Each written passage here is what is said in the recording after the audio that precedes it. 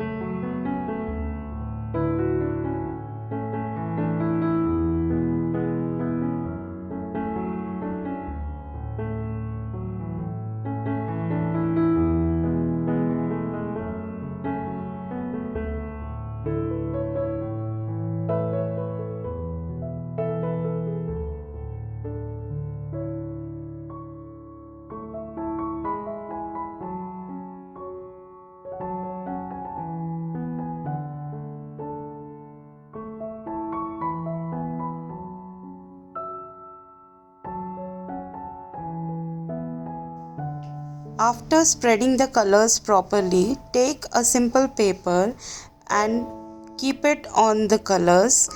Push it very gently, not very hard. Push it until you get the desired result. You can take a good quality paper of at least 300 GSM so that you can get the same background on the paper and you can use the paper as a background for your next acrylic painting after this painting dries. With this technique, you can get very beautiful textures on paper as well as the canvas.